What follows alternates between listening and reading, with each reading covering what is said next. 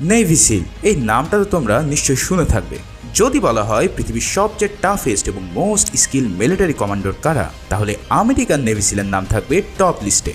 আজকের মুভি এক্সপ্লেনে থাকছে এই নেভি সিলের এক ভয়ানক মিশনের কাহিনী, যেখানে তাদেরকে একজন সিআইএ এজেন্টকে রেস্কিউ করতে হয় মেক্সিকান স্মাগলারের হাত থেকে। মারাত্মক অ্যাকশন ও থ্রিলারে ভরপুর মুভিটির নাম অ্যাক্ট অফ ভ্যালর। যারা কমান্ডো, যুদ্ধ বা রেস্কিউ মিশনের মুভি পছন্দ করো তাদের জন্য এটা একটা মাস্ট ওয়াচ মুভি। তাই চলো আর পেঁচাল না বাড়িয়ে শুরু করে দিই এই মারদাঙ্গা মুভির এক্সপ্লেনেশন। মুভির শুরুতে আমরা নেভি সিল 7 টিমকে দেখতে পাই ট্রেনিংয়ে। তারা আমেরিকার সান ডিয়েগো সিটিতে তখন স্কাই ডাইভিং প্র্যাকটিস করছিল। আসলে নেভি সিল সদস্যদের সকল ধরনের ট্রেনিংয়ের প্রয়োজন পড়ে, হোক সেটা আকাশে কিংবা পানির নিচে। এবার মুভির সিন শিফট হয় ফিলিপাইনে। সেখানে আমরা একটি আইসক্রিম ভ্যানকে দ্রুত সামনের দিকে এগিয়ে চলতে দেখি। এই ভ্যানটি একটি স্কুলের সামনে পৌঁছায়, যেখানে ফিলিপাইনে নিয়োজিত আমেরিকান অ্যাম্বাসেডরের ছেলে পড়তো। আইসক্রিমের ভ্যানটি দেখে সব ছোট ছোট বাচ্চারা সেখানে হই হুল্লোড় শুরু করে দেয়। অন্যদিকে আমেরিকান অ্যাম্বাসেডরও সেখানে ছেলেকে নিতে উপস্থিত হয়, আর তার ছেলে বায়না ধরে আইসক্রিম কিনে দেওয়ার জন্য। অজ্ঞাত ছেলের আবদার রাখতে গিয়ে অ্যাম্বাসেডর ওই ভ্যানের কাছে পৌঁছায়, আর ঠিক তখনই সেই ভ্যানে এক ভয়াবহ বিস্ফোরণ ঘটে। সকল নিষ্পাপ বাচ্চাদের ভাগ্যে ঘুরে যায় এক বিভীষিকাময় অধ্যায়।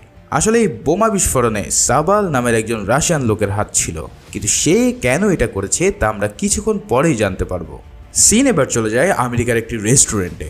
সেখানে আমরা নেভি সিলের দুজন সদস্যকে দেখতে পাই, যাদের নাম লেফটেন্যান্ট রক ও স্পেশাল অপারেশন কমান্ডার ডেভ। দুজনেই ইতিমধ্যে ফিলিপাইনে ঘটে যাওয়া খবর শুনছে, কিন্তু আজ তাদের সেদিকে কোনো মন নেই। কারণ ডেভ জানতে পেরেছে যে রক ইতিমধ্যে বাবা হতে চলেছে, আর এই সুখবরের কারণে ডেভ তাকে অভিনন্দন জানায়। রক জানায়, এই উপলক্ষে আমি একটি পার্টির আয়োজন করেছি বিচে, সেখানে তুমি তোমার ফ্যামিলি নিয়ে চলে আসো, একসাথে আমরা একটি দিন ফ্যামিলি নিয়ে কাটাই। ডেভ তার অফারে রাজি হলে পরের দিন তারা সবাই মিলে বিচে যায় আর সার্ফিং করে খুব ভালো একটি সময় কাটায়।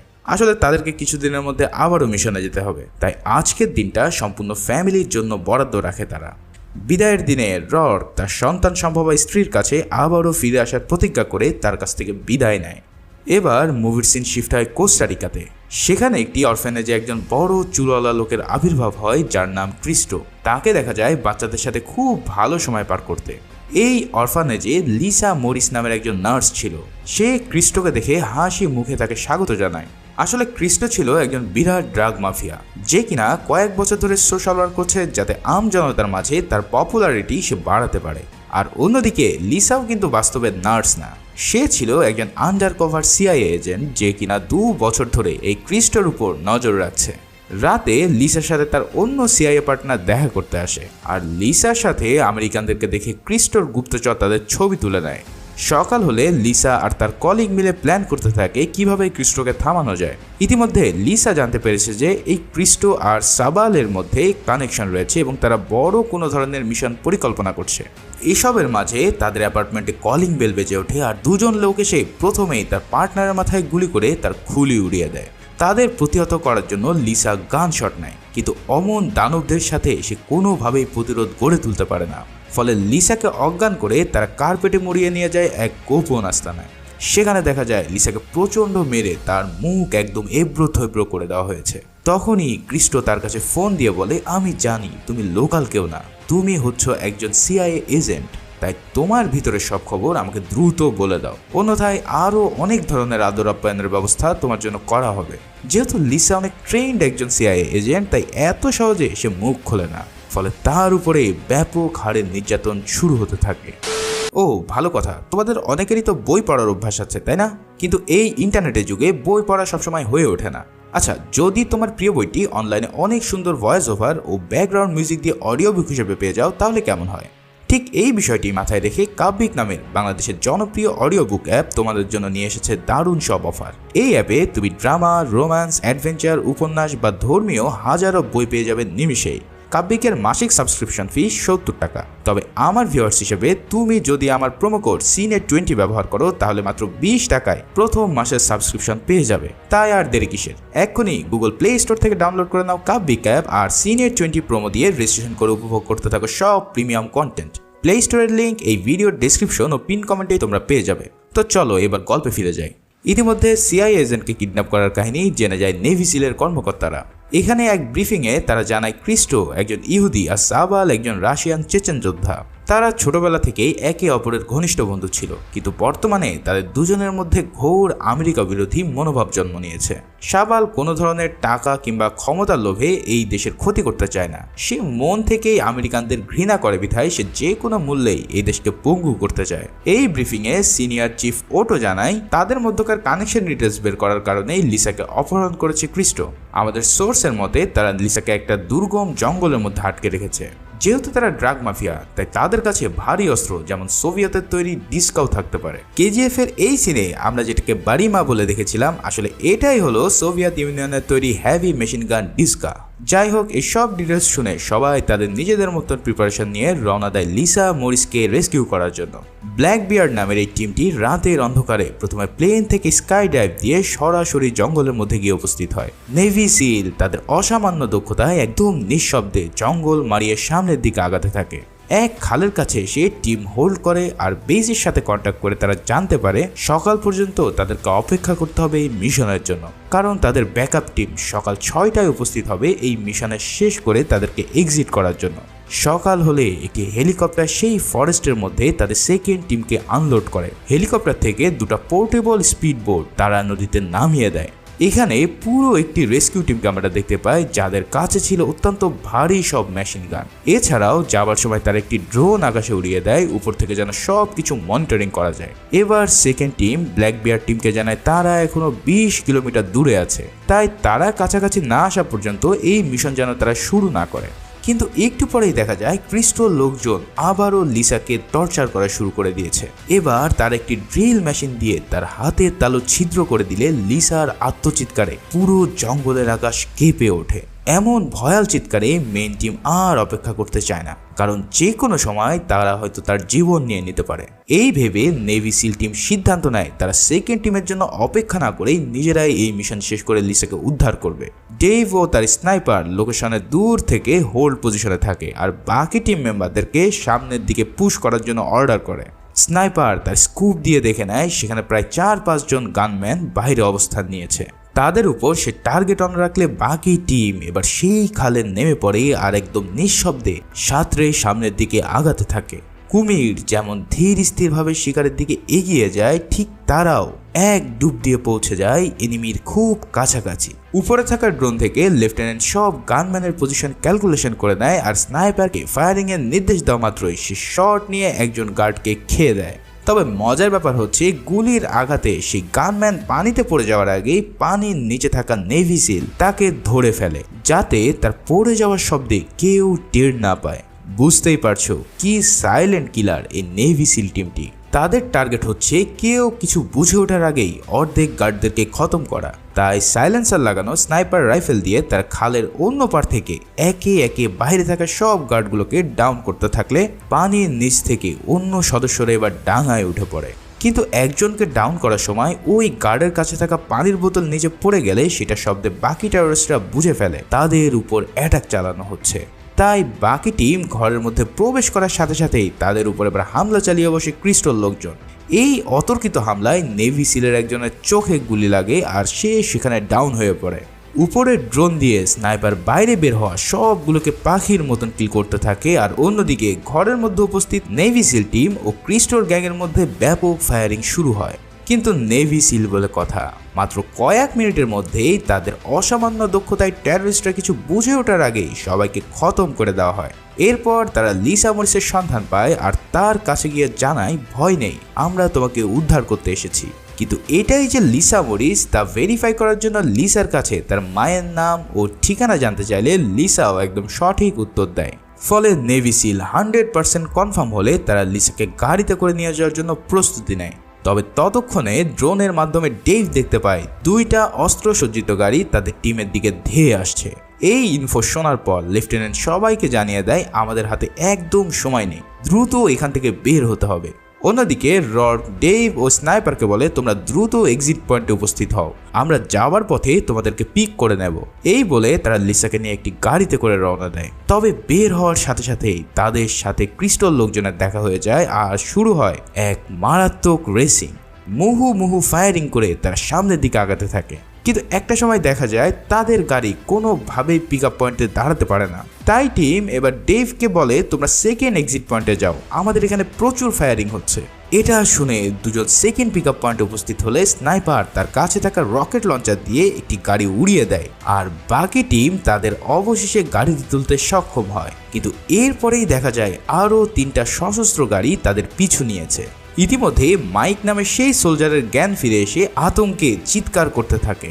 তবে পুরো টিম জানায় আমরা মিশন সাকসেস করতে পেরেছি, চিন্তা করো না, তোমাকে যেভাবে হোক আমরা বাড়ি নিয়ে যাব। এদিকে টিম তাদের সেকেন্ড রেস্কিউ টিমকে জানায় আমরা আমাদের প্ল্যান চেঞ্জ করেছি, এখানে প্রচণ্ড পরিমাণ ফায়ারিং হচ্ছে, তাই আমরা লাস্ট এক্সিট পয়েন্টে যাচ্ছি, সেখানেই তোমরা উপস্থিত হও। ওই টিম লাস্ট এক্সিট পয়েন্টের কাছাকাছি আসলে ব্ল্যাক বিয়ার টিম তাদের গাড়ি পানিতে নামিয়ে দেয়, আর তখনই সেকেন্ড রেস্কিউ টিম আচমকা সেখানে উপস্থিত হয়ে হেভি মেশিন গান দিয়ে পুরো টেররিস্টদের উপরে তাণ্ডব লীলা চালিয়ে দেয়। মুহূর্তের মধ্যেই তারা ওই টেররিস্টদের গাড়িবহর গুড়িয়ে দেয়, আর অবশেষে তাদের টিমের সবাইকে রেস্কিউ করে সেখান থেকে বের করে নিয়ে আসতে সক্ষম হয়। প্রথম মিশন তো শেষ হলো, কিন্তু এখনও আরও অনেক মিশন বাকি, যা একটু পরেই তোমরা দেখতে পাবে। পরের সিনে আমরা আবারও সাবালকে দেখতে পাই ইউক্রেনের একটি গোপন স্থানে। এখানে সাবাল একটি অত্যাধুনিক মরণাস্ত্র রেডি করছিল। সেখানে দেখা যায় তার টিম একটি আত্মঘাতী বোমা হামলার জন্য ভেস্ট বানিয়েছে, যা ছিল মারাত্মক লেভেলের ভয়ঙ্কর। এটাতে রয়েছে 500রও বেশি ফায়ারবল, যা ব্লাস্ট হওয়ার সাথে সাথে চারিদিকে ছড়িয়ে পড়বে। এমন একটি ভয়ঙ্কর ভেস্ট দিয়ে পুরো একটি শপিং মলে সবাইকে হত্যা করা সম্ভব।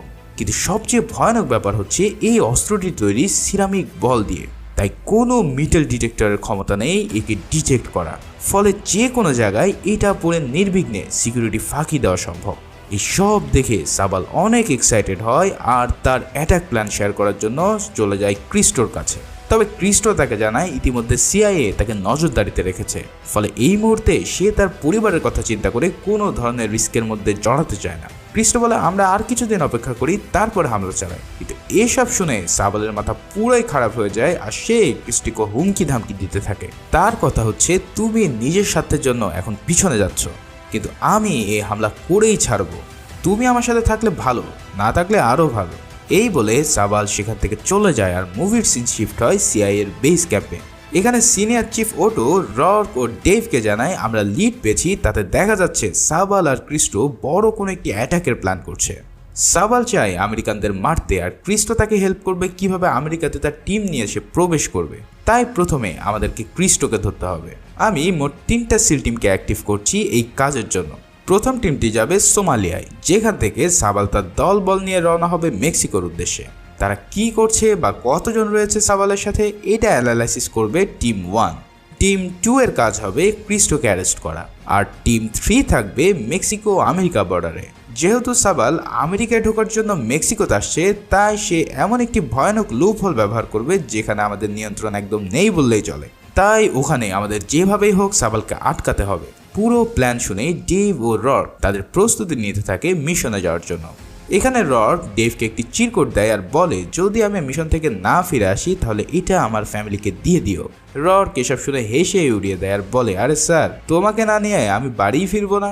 এরপর সিন চলে যায় টিম 1 এর কাছে। সেখানে দেখা যায় নেভি সিলরা আকাশ থেকে সরাসরি সমুদ্রের মধ্যে ল্যান্ডিং করছে, কিন্তু একটু পরেই সেখানে একটা বিশাল বড় সাবমেরিন উপস্থিত হয়, আর তাদেরকে সাবমেরিনের মধ্যে নিয়ে আসা হয়। এরপর তাদেরকে ব্রিফ করা হয় যে সোমালিয়াতে গিয়ে টিমের কাজ হবে সাবালের উপরে গোপনে নজর রাখা এবং সেই ইনফরমেশন আবারও আমাদের কাছে নিয়ে ব্যাক করা। ক্যাপ্টেনের কথা শুনে দুজন অফিসার সোমালিয়ার কাছে এসে সাবমেরিন থেকে বের হয় আর স্কুবা ডাইভ করে পৌঁছে যায় উপকূলের কাছাকাছি। এরপর তার একটি মরু উপত্যকার মধ্যে নজরদারি করার সময় দেখতে পায় সাবাল একটি টিম নিয়ে সেখানে হাজির হয়েছে। এই টিমের মধ্যে সবাইকে নামাজ পড়তে দেখা যায়। আসলে সাবাল ফিলিপাইন থেকে 17 জন নিরীহ মুসলিম ব্যক্তিকে অর্থ ও জিহাদের লোভ দেখিয়ে নিয়ে এসেছে এই আত্মঘাতী হামলা করানোর জন্য, যাতে এমন ঘটনায় সে পুরো মুসলমান কমিউনিটির উপরে দোষ চাপিয়ে দিতে পারে। এরপর অন্য একটি প্লেন সেখানে উপস্থিত হলে সবাই মিলে সেটাতে উঠে পড়ে মেক্সিকো যাওয়ার উদ্দেশ্যে। এই সব তথ্য নেভিসিল বেজে দিলে তারা টিম 3কে রেডি হতে বলে মেক্সিকোতে যাওয়ার জন্য। এদিকে টিম 2কে দেখা যায় সাউথ প্যাসিফিকের একটি আননোন স্থানে ক্রিস্টোর উপরে রেইড দিতে। ক্রিস্টো এখানে তার প্রাইভেট ইয়টে করে মৌজ মাস্তি করছিল, কিন্তু সে কি আর জানে যে তার জমদূত ইতিমধ্যে এখানে চলে এসেছে তাকে প্যাকেট করার জন্য। কোনো কিছু বুঝে ওঠার আগে নেভি টিম তার ওই প্রমোদ তৈরির গার্ডদেরকে দূর থেকে কুপঘাত করে দিতে থাকে। এক পর্যায়ে একটি হেলিকপ্টার সেই ইয়টের উপরে উঠে সোলজারদের ল্যান্ডিং করালে তারাও ভিতরে গিয়ে একটা একটা বডিগার্ডকে উপরে পাঠাতে থাকে। এরপর ক্রিস্টোকে আটক করে সিনিয়র চিফ অটো তার ইন্টারোগেশন শুরু করে। সেখানে ক্রিস্টো প্রথমে কোনো কিছুই বলতে চায় না, কিন্তু অটো ক্রিস্টোর মেয়ের ছবি দেখিয়ে বলে, যদি আমাকে হেল্প না করো তাহলে তোমার ফ্যামিলির কোনো অস্তিত্ব পৃথিবীতে রাখবো না। যেহেতু ক্রিস্টো তার পরিবারকে অনেক ভালোবাসে, তাই এবার সে প্ল্যান সম্পর্কে জানায়। সে জানায় 16 জন জিহাদি সিরামিক বলের তৈরি ভেস্ট পরে ইতিমধ্যে আমেরিকার উদ্দেশ্যে রওনা দিয়েছে। তারা আমেরিকার সবচেয়ে ঘনবসতিপূর্ণ স্থান যেমন শপিং মল, স্টেডিয়াম, বাস স্ট্যান্ডে হামলা চালাবে। যেহেতু বোমটি সম্পূর্ণ সিরামিক দিয়ে তৈরি, তাই কোনো ধরনের মেটাল ডিটেক্ট তাকে ডিটেক্ট করতে পারবে না। ফলে যে কোনো স্থানে এই ভেস্ট ক্যারি করে ধ্বংসযজ্ঞ চালানো সম্ভব। এই সব শুনে অটো বলে, তাহলে এই মিশনকে আমরা কিভাবে থামাতে পারি? ক্রিস্টো তখন জানায়, ইতিমধ্যে সব কিছু হাত ছাড়া হয়ে পড়েছে, আমার পক্ষে এটাকে আর থামানোর কোনো রাস্তা নেই। তবে সে জানায় মেক্সিকোতে এই টিমের একটি উইংস রয়েছে যারা ওখানে ভেস্ট বানাচ্ছে ট্রান্সপোর্ট করার জন্য। এই লিড পেয়ে অটো টিম 3কে অ্যাক্টিভ করে মেক্সিকো বর্ডারে রেড দেওয়ার জন্য। অর্ডার পেয়ে তারা রাতের অন্ধকারে সমুদ্র ধরে চলে আসে বর্ডার সংলগ্ন একটি গ্রামে। সেখানে পুরো টিম সন্তর্পণে সামনের দিকে আগানো শুরু করে। পুরো এলাকায় লোকাল মানুষের বাস, কিন্তু এর মাঝে কে যে টেররিস্ট সেটা বুঝে ওঠা খুব একটা সহজ কাজ না। ফলে তারা প্রতিটি বাড়ির দরজা খুলে একে একে চেক করা শুরু করে। একটি বাড়ি চেকিং করার সময় সেখানকার মহিলা চিৎকার করে উঠলে আসল বোম মেকার বুঝে ফেলে যে এখানে তাদেরকে ধরার জন্য মিলিটারি চলে এসেছে। তখন পুরো গ্যাং হামলা পড়ে নেভি সিলের উপর। মারাত্মক গোলাগুলির এক পর্যায়ে সকল লোকাল গ্যাংরা নেভি সিলের কাছে ধরাশয়ী হয়ে পড়ে। কিন্তু এরই মাঝে একজন টেররিস্ট রকেট লঞ্চার দিয়ে নেভি সিলের হেলিকপ্টার ভূপাতিত করতে চায়। তবে তার রকেট ছোড়ার আগেই উপর থেকে ব্রাশ ফায়ার করে তার রকেট লঞ্চার সহ পুরো গাড়িকে ব্লাস্ট করে দেয় নেভি সিল। এরপর নিচে থাকা টিম খুঁজতে থাকে আসল ভেস্ট বানানোর কারিগর কোথায়। ওই বেটা একটি বাড়ির মধ্যে ঘাপটি মেরে রকেট লঞ্চার হাতে বসেছিল। সেখানে রড যেই মুহূর্তে রুমে প্রবেশ করে তখনই সাথে সাথে ওই লোকটি তার হাতে থাকা রকেট লঞ্চার ছুঁড়ে মারে। কিন্তু দূরত্ব অনেক কম হওয়ার কারণে রকেট লঞ্চারটি বিস্ফোরিত না হয়ে সেটা রকের ভেস্টের মধ্যে আটকে যায়। ততক্ষণে বাকিরা ওই ভেস্টের কারিগরকে উপরে পাঠিয়ে দেয়, আর টেবিলে থাকা তার বানানো ভেস্ট দেখে সবাই বেশ ঘাবড়ে যায়। তখন মেইন বেস থেকে তাকে কল করে জানানো হয় যে মিশন কিন্তু এখনো শেষ হয়নি, কারণ বাকি যে টিম রয়েছে ইতিমধ্যে তারা মেক্সিকো বর্ডারের দিকে রওনা দিয়ে দিয়েছে। তোমাদের সেখানে উপস্থিত হয়ে যেভাবেই হোক তাদেরকে আমেরিকায় প্রবেশের আগেই ব্লক করতে হবে। যেহেতু আমেরিকার মেক্সিকোর বর্ডার এমনিতে অনেক ক্রাইসিস থাকে, তাই এই টিমকে মেক্সিকান বর্ডার গার্ডদের সাথে সমঝোতা করে তবেই মেক্সিকোর অভ্যন্তরে প্রবেশ করতে হবে। যার কারণে টিম 3 মানে ব্ল্যাক বিয়ার টিম হেলিকপ্টারে চড়ে মেক্সিকান বর্ডারে উপস্থিত হয় আর তাদের চিফের সাথে সাক্ষাৎ করে। সেখানে মেক্সিকান চিফ জানায়, আমরা তোমাদেরকে সহযোগিতা করতে পারি, তবে সেটা হতে হবে অফিসিয়াল। তোমাদেরকে আমাদের গভর্নমেন্ট রাডারের মধ্যে থেকেই কাজ করতে হবে। তখন লেফটেন্যান্ট জানায়, সেটা কোনো ব্যাপার না, আমাদের কাছে ইন্টেল আছে যে এই আত্মঘাতী অ্যাটাকাররা একটি গোপন টানেল নেটওয়ার্ক ব্যবহার করবে আমেরিকায় প্রবেশ করার জন্য, যেটা একটি মিল্ক ফ্যাক্টরির নিচে দিয়ে করা আছে। এটা শুনে মেক্সিকান চিফ বলে, সেটা এখান থেকে খুব বেশি দূরে নয়, তবে এই রুটটা হচ্ছে মেক্সিকোর সবচেয়ে ভয়ঙ্কর রুট, যেখানে প্রতিটা অ্যাঙ্গেলেই রয়েছে সশস্ত্র বাহিনী। তাদের আছে ভারী সব অস্ত্র আর সংখ্যায় প্রায় 100 খানেকের উপর। তাই তোমার টিমের যদি এত মানুষের সাথে ফাইট নেওয়ার ক্ষমতা থাকে তাহলেই যেতে পারো। লেফটেন্যান্ট জানায়, যেহেতু দেশের অস্তিত্বের প্রশ্ন, তাই জীবন দিয়ে হলেও তাদের সাথে আমরা ফাইট করব এই মিশন ঠেকানোর জন্য। এই সব শুনে মেক্সিকান কমান্ডার তাদের একটি ট্রাকের মধ্যে লুকিয়ে ওই লোকেশনের দিকে আগাতে থাকে। আমেরিকানরা এমনভাবে লুকিয়ে থাকে যাতে বাইরে থেকে কেউ বুঝতে না পারে যে এর মধ্যে রয়েছে পৃথিবীর ভয়ঙ্কর নেভি সিলের টিমরা। ইতিমধ্যে সাবাল তার বাকি বাহিনী নিয়ে সেই ট্যানেলের চ্যানেলে উপস্থিত হয়। সেখানে একজন ডিলার তাকে জানায়, আমার লোকজন তোমাদেরকে ট্যানেলের মুখ পর্যন্ত নিয়ে যাবে, এই পর্যন্তই আমার প্রোটেকশন দেওয়ার কাজ শেষ। এরপর তোমাদেরকে নিজ দায়িত্বে টানেল পার করে আমেরিকায় প্রবেশ করতে হবে। এই সব কথার মাঝে নেভি সিলের টিম ওই আস্তানার কাছাকাছি চলে আসলে তারা চেক পয়েন্ট ভেঙে সামনের দিকে আগাতে থাকে। এটা দেখে পুরো মেক্সিকান গ্যাং হুড়োহুড়ি শুরু করে দিলে সেই খবর পৌঁছে যায় সাবালের কাছেও। তখন সাবাল তার জনবল নিয়ে সেখান থেকে সটকা পড়া শুরু করে। ততক্ষণে সেখানে মেক্সিকান ও আমেরিকানরা এক তুমুল লড়াইয়ে লিপ্ত হয়ে পড়ে। নেভি সিল তাদের শার্প শুটিং করে একে একে সবাইকে ডাউন করা শুরু করে। এরপর তারা 3টি গ্রুপে ভাগ হয়ে 3 দিক থেকে পজিশন নেয়। তাদের একটি টিম পাশের দরজা দিয়ে ভিতরে অ্যাম্বুশ করার জন্য প্রবেশ করে। সেখানেও তাদের সামনে টেররিস্ট উপস্থিত হলে মুহূর্তেই তারা তাদেরকে নিউট্রালাইজ করে দেয়। অন্যদিকে দেখা যায় সাবাল একটি মেয়েকে এখানে অপেক্ষা করতে বলছে ভেস্ট নিয়ে। সে বলে যখন আমেরিকানরা এখানে আসবে তুমি আত্মঘাতী হামলা চালিয়ে তাদেরকে শেষ করে দেবে। মেয়েটি ভীত সন্ত্রস্ত হয়েও রাজি হয় নিজেকে শেষ করে দেওয়ার জন্য। অপরদিকে বাইরে থাকা টিম এক এক করে সন্ত্রাসীদের সংখ্যা কমাতে থাকে, কিন্তু এ যেন কোনোভাবেই শেষ হওয়ার নয়। এখানে তাদের ফায়ারিং সিন দেখলে তোমার মনে হবে ঠিক যেন কল অফ ডিউটি না হয় পাবজি গেম চলছে। সোলজারদের ভিউ থেকে সিনগুলো নেওয়ার কারণে ফায়ারিং সিনগুলো দেখতে খুব ভালো লাগছিল। যাই হোক, এভাবে যখন ফাইটিং চলতে থাকে তখন এক পর্যায়ে ডেভ একটি রুমের মধ্যে প্রবেশ করলে তার সামনেই সেই মেয়েটিকে দেখতে পায়। তার হাবভাব ও হাতের বাটন দেখে সে বুঝে ফেলে এ আত্মঘাতী হামলা করতে চলছে। মুহূর্তেই মেয়েটি ট্রিগার দাবিয়ে দিলে বিশাল এক বিস্ফোরণের সৃষ্টি হয়। তবে ডেভ কোনো মতে ব্যাকআপ নিয়ে নিলে সে যাত্রায় বেঁচে ফেরে। অন্যদিকে রর্ক ও বাকি সেনারা একটি রুমের মধ্যে উপস্থিত হয়, কিন্তু কোথা থেকে যেন একটি গ্রেনেড এসে তার সামনে পড়ে। এই মুহূর্তে আর কিছু করার নেই তার। তবুও রর্ক বুদ্ধি করে নিজে সেই গ্রেনেডের উপর ঝাঁপিয়ে পড়ে যাতে অন্য কেউ বিস্ফোরণে আহত না হয়। ফলাফল রর্ক এই গ্রেনেডের আঘাতে সেখানেই লুটিয়ে পড়ে। তার এমন আত্মত্যাগী মৃত্যুতে সবাই হতাশ হয়ে পড়ে। এবার ডেভ টানেলের একদম কাছে এসে পড়লে সেখানে তার সামনে সাবাল উপস্থিত হয়। দুজনের মধ্যে চলে ব্যাপক ফায়ারিং এবং এই ফায়ারিং এর এক পর্যায়ে সাবালের ছোড়া বুড়ে ডেভের পায়ে আঘাত করে বসে। সেই সাথে সাবাল আরো কয়েক রাউন্ড গুলি করে ডেভকে পুরো ঝাঁঝরা করে দেয়। সাবাল যখন ফাইনাল হেডশট নিতে যাবে তখনই অন্য একজন এসে সাবালের কেচ্চা সেখানেই খতম করে দেয়। আর এর ফলে নেভি সিল অবশেষে সাবাল ও তার দলবলকে নিউট্রালাইজ করে দেশ বাঁচাতে সক্ষম হয়। মুভির পরের সিনে দেখা যায় দেশের সর্বোচ্চ সম্মানের সাথে রর্ককে সমাহিত করা হচ্ছে। তবে ডেভ এখনো বেঁচে রয়েছে, কিন্তু মারাত্মক আঘাত পাওয়ার কারণে সে তার পা হারিয়ে ফেলে। এখন এই হুইল চেয়ারই তার সারা জীবনের সঙ্গী। এই ফিউনারেলে রর্কের গর্ভবতী স্ত্রী উপস্থিত হলে সবাই অনেক আবেগঘন হয়ে পড়ে। এমন আবেগঘন মুহূর্তের সিন দিয়ে মুভিটি এখানেই শেষ হয়। এক্সপ্লেনটি ভালো লাগলে একটি লাইক, কমেন্ট ও শেয়ার করে দিও। সবাই ভালো থেকো, সুস্থ থেকো, ধন্যবাদ।